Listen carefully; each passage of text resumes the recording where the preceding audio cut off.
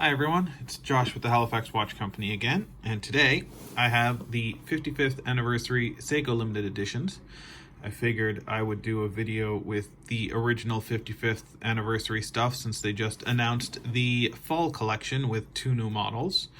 So let's get started with the 1965 original, the first Japanese automatic diver's watch ever made, Anniversary Edition. The Seiko SLA037 with its special presentation box, a little history in the box with the watch,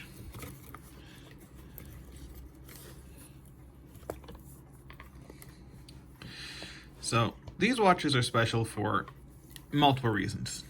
The Anniversary Edition is a beautiful feature commemorating the history of Seiko first, Seiko innovation, and Japanese craftsmanship and technology over the years. So the 1965 offers an all-steel case, which we'll talk about in a moment, sapphire crystal, ceramic bezel,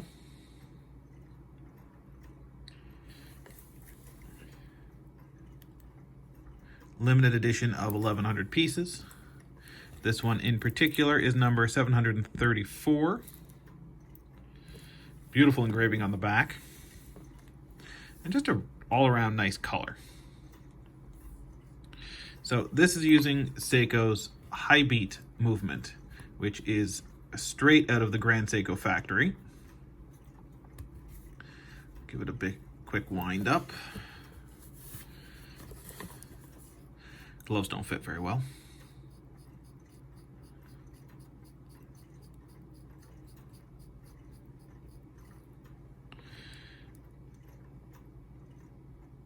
And look at that second hand.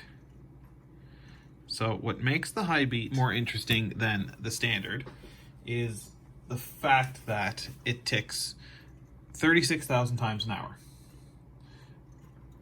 The standard Seiko uses the 6R or the 4R, have, I believe, a 21,800 beat rate, so it ticks just less than 22,000 times an hour individually. So this is ticking 36 times an hour. Most Swiss watches, including ETA, Sellita movements, and Rolexes, beat at 28,800 beats a second. So not as smooth as this. There's only a handful of companies able to do a high beat movement, if I'm not mistaken, and I could be. So this is a level above pretty much everything in the Swiss market, within its price range to double its price range. So this watch is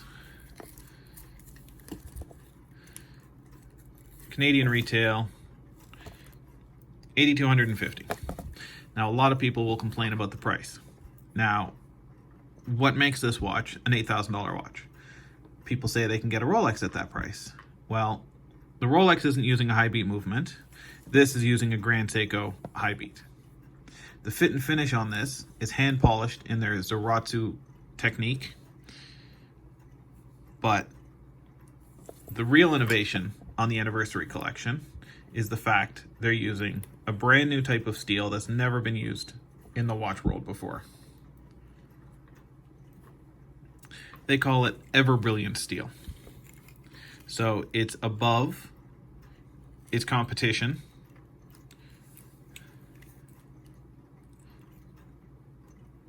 In just the material alone.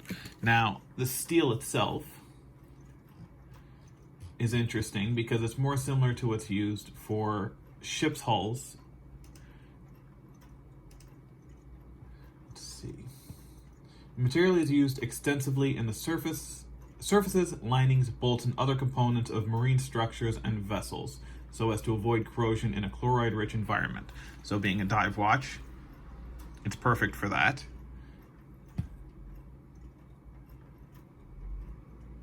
The stainless steel has a pitting resistance equivalent number value of 1.7 times higher than that of the grade of steel used in most Swiss watches. So not only is it a higher grade steel, it's almost 2 times the pit resistant compared to other stainless steels at 1.7.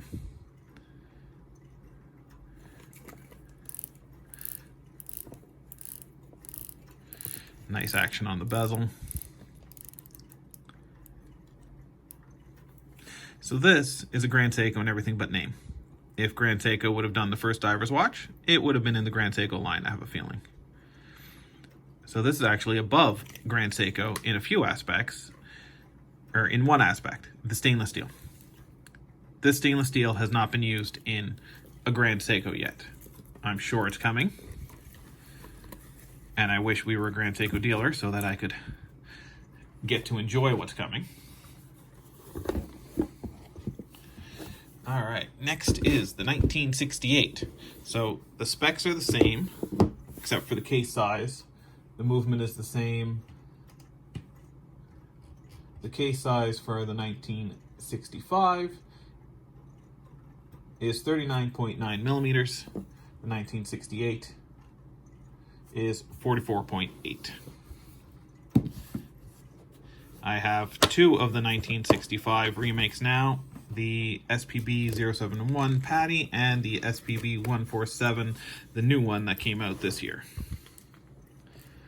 So this is using the high beat movement again. Little bigger case, beautiful finish on the steel being hand polished. Love the design of the hands.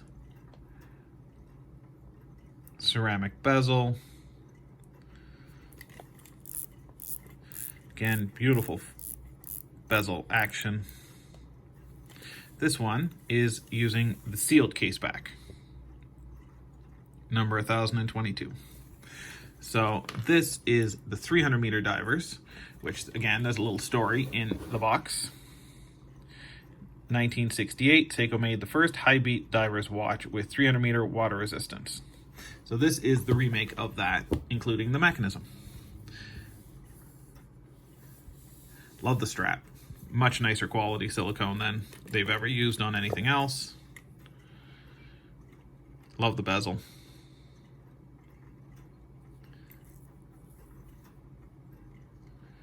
So both have sapphire crystals with anti-reflective coatings. The ceramic bezel insert is the same as on a Grand Seiko. These are all made in the Grand Seiko factory.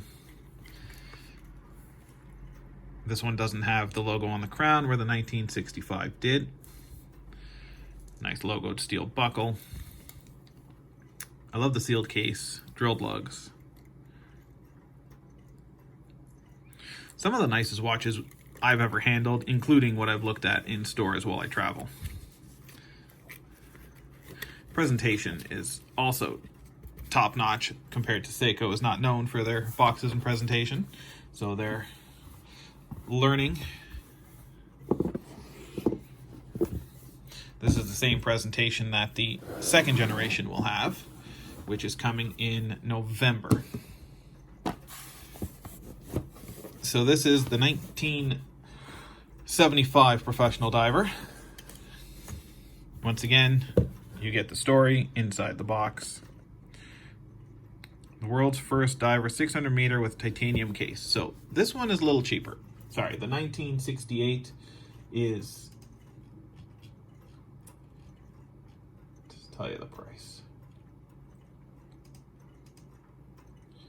If I'm not mistaken, it is 8,895 Canadian. This one's a little cheaper. So it's not using their high beat movement, it's using their 8L35 compared to the 8L55 of the others. It is 1,000 meter divers.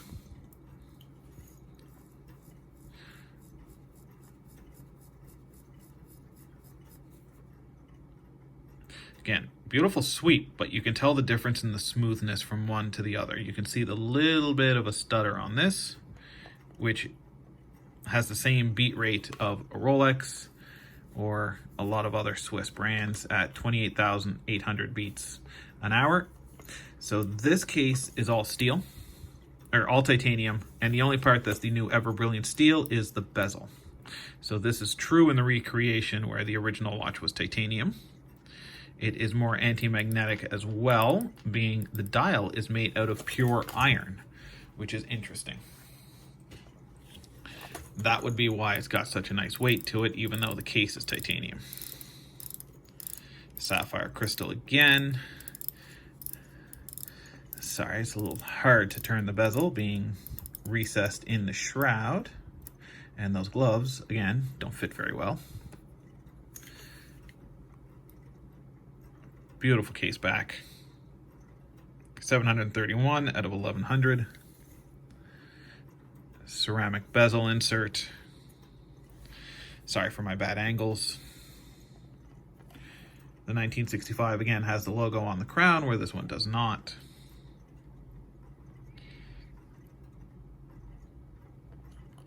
Even says the magnetic resist on the dial. Little different design of the strap, being the classic Seiko diver's look. And what's interesting is the titanium case isn't the normal gray sheen that titanium is. So I think this is what Grand Seiko calls their super hardened, super brilliant titanium. So being it's made in the Grand Seiko factory, the craftsmanship that goes into this is again equal to Grand Seiko in every way and above in the use of their new Ever Brilliant steel. So these watches get a lot of flack for the price. This watch is $58.50 SLA041. The 1968 was the SLA039. I think I forgot to mention that. I will go back and put it in the video.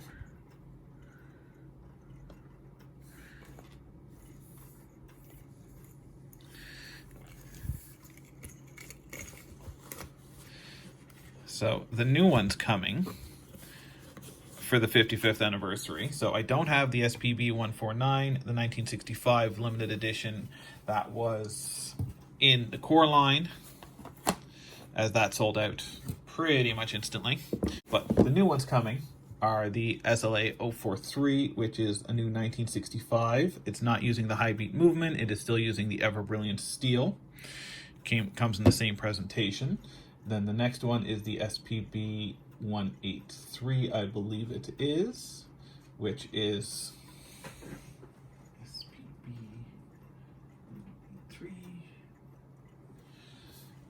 the Captain Willard, the 6105 remake. And it comes in the same blue as the SPB149. I will put the links in the comments below so that you can see it when those come in. Depending on what I have for stock, I will make a video of them as well.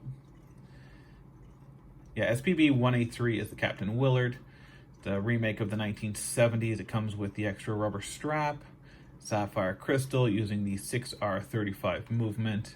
The SLA043 is the 1965 Recraft again. Little different color blue. It's more of a navy dial on a black rubber, and that is using the 8L35 Grand Seiko movement. But the key is that Ever Brilliant steel case. So that is, if you do some research on the steel, it is the first time it's been used in the watch world, and it is the highest grade steel that has ever been used in the watch world. And it is a piece of art being hand polished. So thank you for watching the longest video I've done. Check us out at halifaxwatch.com, and feel free to subscribe to our YouTube channel and sign up for our newsletter for all the newest Seikos first thing. As soon as they're announced, we send out details and newsletters about that, as well as other brands we carry like Alpina, Raymond Weil, Frederique Constant, and lots of other nice stuff. And all the links for these products will be in the notes below, with a link to the detail about all three in their press release. Thanks again for watching, and I'll talk to you again.